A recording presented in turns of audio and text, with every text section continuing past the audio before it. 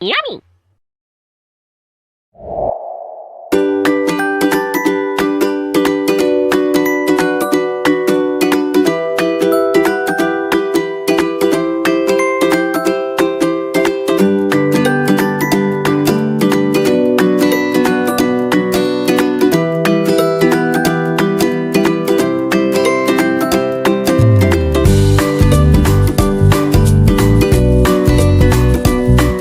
Halo guys, jadi di sini kita akan sharing berbagai macam pengalaman membuka suatu bisnis dengan owner dapur dimsum. Untuk lebih jelasnya dan kalian juga pastinya bakal kepo sih dengan apa aja bagaimana pengalaman beliau dalam menjalankan usaha ini. Oke, check it out.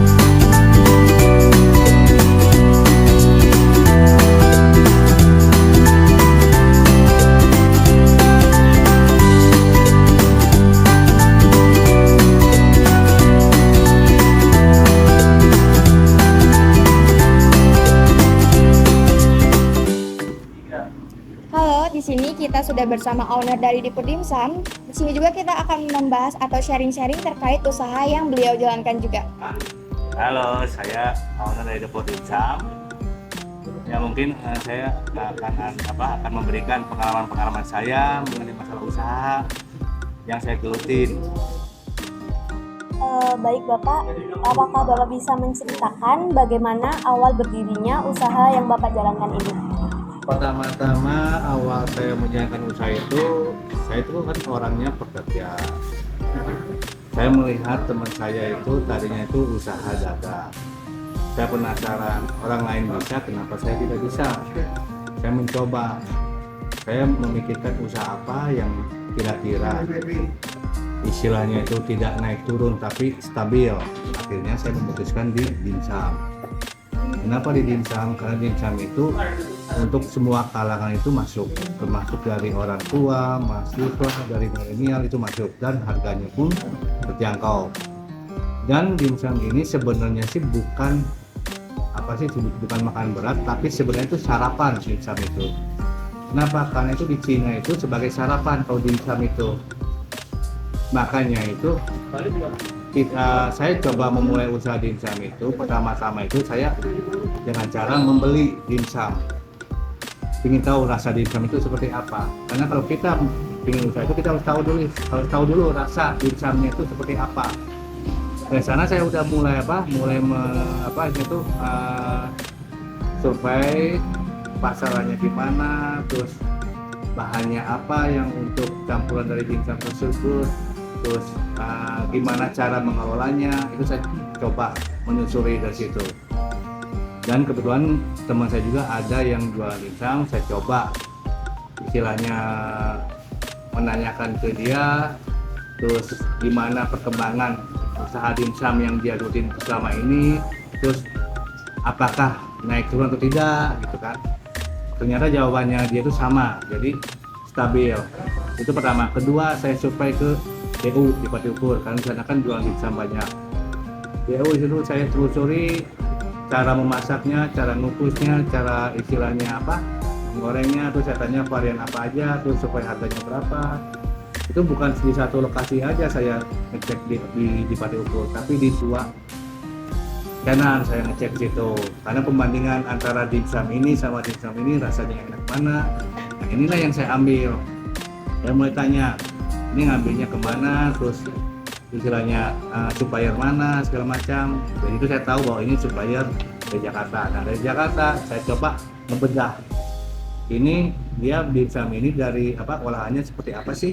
Saya coba ke YouTube otodidak.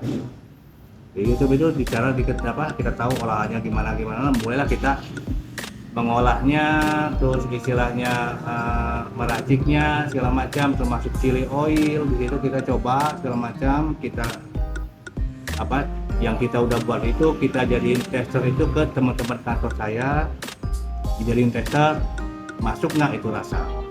Dari situ mereka istilahnya ngasih masukan, oh ini kurang ini, kita mulai lagi membenahi lagi segala macam. Dari sana mulailah kita ketemu satu racikan yang untuk dimsum kita. Di sana kita udah masukkan dari teman-teman di kantor, oke masuk segala macam, kita coba memulai usaha tadinya itu dengan di Antapani, Purwakarta. Di Antapani ternyata penerimanya bagus segala macam, udah mulai rame, kita buka cabang di Cimbuluit, di apartemen di Footstep, apartemen Presiden. Di situ terima juga segala macam, akhirnya kita buka sini. Kalau di Antapani kita semacam gerobak. Itu kenapa kita jadi bahan percontohan aja. Nah di Cimbuluit itu kayak model kayak gini, Footstep cuma luas. Kita mulai ngebesarin ini ya di sini di PSM ini kita mulai jadi pusatnya di sini gitu untuk mengeluarkan kemana-mananya gitu. Nah itu memulai usaha awal bisnis saya gitu. Baik, lalu apa saja perkembangan dalam menjalankan usaha ini, Pak? Perkembangannya dalam jangka sebenarnya sih perkembangannya itu mulai signifikan perkembangan usaha di kita itu. Kenapa? Karena kan lihat pangsa pasarnya kan lumayan bagus ya, perkembangan di sini bisa diterima dari siapapun, terus rasa juga masuk, harga juga nggak begitu mahal segala macam, dan variannya juga banyak sih. Perkembangannya itu aja sih. Apakah ada kendala? Kalau kendala sih selama ini sih paling di cuaca, hujan segala macam. Kalau selama ini kan kendala sih nggak ada ya, kendala selama ini alhamdulillah gitu lancar aja, jadi nggak ada. Kalau dari harga bahan baku selama ini malah harga ayam turun, cuma kita ya mungkin harga bahan baku lah ya kendala sedikit lah ya, mungkin kayak harga cabai, harga cengek untuk kilo oil. Kalau harga yang lain sih stabil sih, masih belum naik sih, jadi belum ada kendala. Makanya kenapa dimsum ini stabil, karena satu bahan bakunya kan stabil juga, nggak pernah naik gitu. Kalaupun naik pasti dia cepat turun gitu. Silakan. Nah, apakah di Dapur Dimsum ini mempunyai struktur organisasi perusahaan tersendiri, Pak? Jika ada, mohon bisa dijelaskan posisinya dan tugasnya. Struktur organisasi sih di Dimsum kita sih bukan kayak di perkantoran ya. Struktur organisasi sih antara owner, koordinator, atau supervisor atau pengawas sama ke tim. Udah cuma ada 3 struktur organisasi, owner, pengawas sama ke tim, udah gitu aja. Jadi simpel. Kenapa kita nggak mau ribet? Karena job kita itu simpel sebenarnya. Pengawas ngawasin semuanya, tim yaitu menyajikan, meracik, memasak segala macam. Dari sini itu tidak ada koki segala macam, tidak ada. Jadi koki sama bagian menyaji itu sama aja di sini. Jadi nggak ada. Jadi kita cuma simpel, owner, terus pengawas langsung ke bawah. Bapak mengenai strategi pemasaran nih, apakah Bapak menggunakan sarana media sosial untuk sebagai promosi usaha Bapak ini? Kalau media sosial pasti. Kenapa? Karena itu salah satunya selain ini ya, selain offline ya, online itu salah satu kebutuhan untuk memasarkan produk kita juga sih, termasuk marketing kita. Online itu kita paling kalau nggak di Gojek, Shopee segala macam, lewat IG segala macam. Kadang ada seleb, kita juga berdasarkan. Cuma itu aja sih online kita sih. Malah kita kadang-kadang dari kayak online kayak Gojek, kayak Shopee, kita kan sering mantau tuh komen-komennya mereka. Adakah bagus atau enggak? Kadang kalau ada jelek itu kita pantau, masukannya buat kita itu kan bagus, itu komen-komen itu bukan jadikan istilahnya kita ini enggak, tapi jadikan ini kekurangan kita gitu kan. Kita perbaiki lagi dari komen itu yang saya cari selama ini untuk usaha kita gitu.